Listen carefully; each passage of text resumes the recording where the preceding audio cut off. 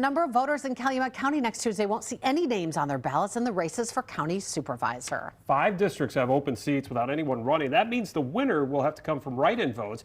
It's a situation that does occur, but the county clerk telling us rarely to this degree. Chief political reporter Jason Zimmerman asked why this is the case right now. He joins us live in the Fox Valley newsroom with the answer. Jason?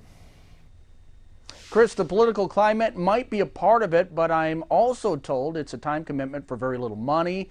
And for people raising families and working full-time, it requires attending at least 2 meetings per month, which is not always feasible. The county has 21 supervisors, and among those on the ballot this election cycle, 5 have declared candidates. 5 have no declared candidates. That means that voters will have to fill in a blank selections from a registered write-in or another name, but it has to be legitimate, meaning a person who meets the criteria to hold that seat.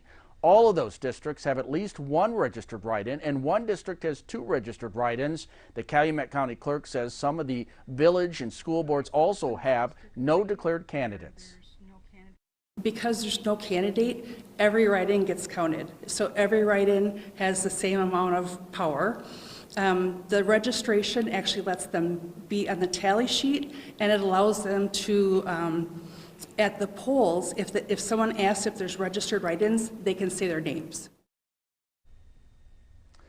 I also spoke with Susan Barta, who is one of the people stepping up to run as a registered write-in for county supervisor, what she had to say about the lack of candidates and her late decision to launch a campaign, coming up tonight at 10. Reporting live in the Fox Valley News from Jason Zimmerman, Action 2 News.